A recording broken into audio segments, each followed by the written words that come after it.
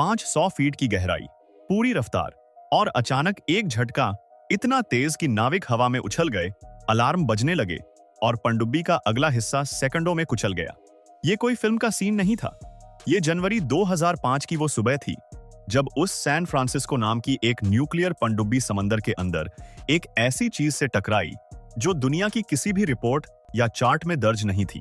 4 minute के अंदर एक नाविक की जान चली गई, 98 लोग जख्मी हुए और दुनिया की सबसे एडवांस्ड पनडुब्बियों में से एक का अगला हिस्सा पूरी तरह तबाह हो गया। लेकिन असली कहानी यहां से शुरू होती है, क्योंकि ये सिर्फ एक हादसा नहीं था, ये एक चेतावनी थी जिसने दुनिया की सबसे ताकतवर नेवी की सोच हमेशा के लिए बदल दी।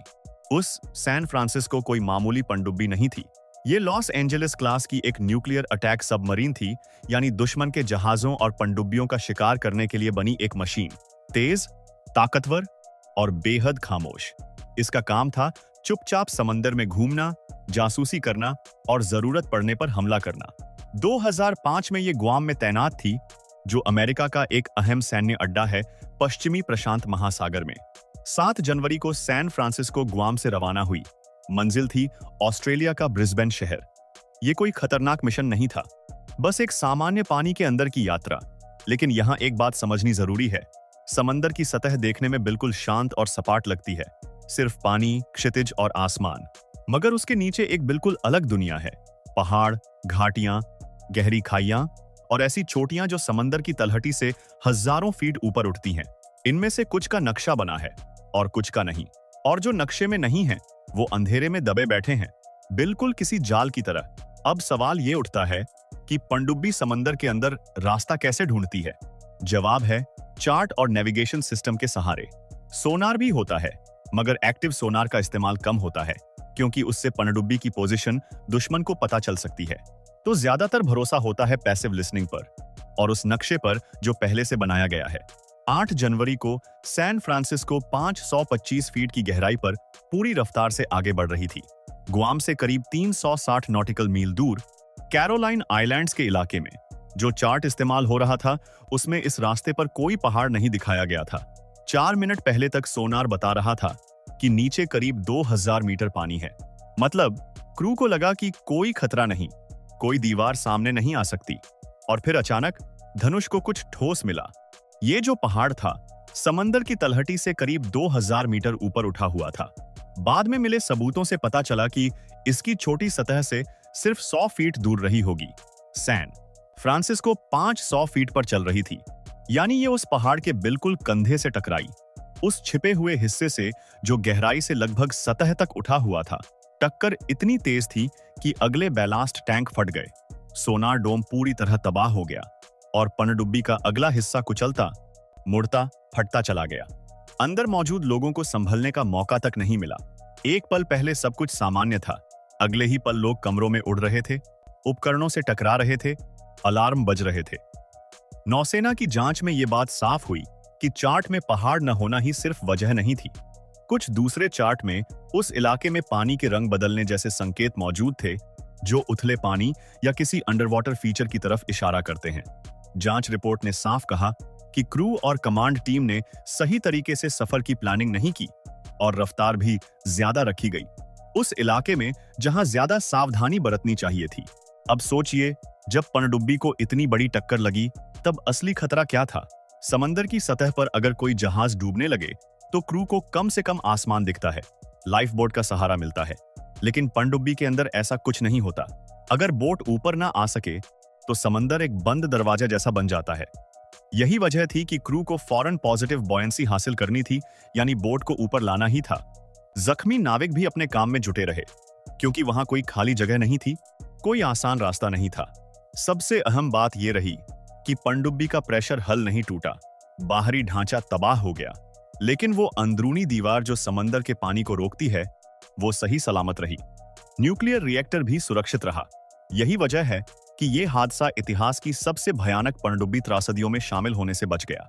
जब पनडुब्बी आखिरकार सतह पर आई, तब असली नुकसान का अंदाजा हुआ।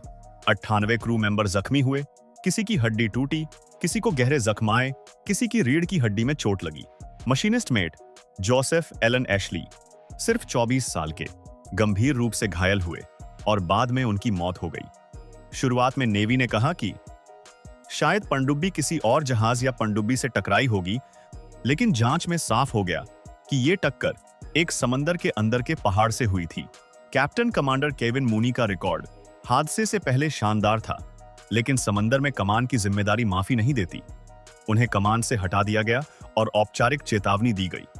6 और क्रू मेंबर को भी सजा मिली, लेकिन साथ ही 20 अफसरों और नाविकों को उनकी बहादुरी के लिए सम्मानित भी किया गया, क्योंकि टक्कर के बाद उन्होंने जो किया उसी ने पूरी पनडुब्बी और लगभग हर जान को बचाया। इस हादसे ने एक बेहद असहज सच्चाई भी उजागर की।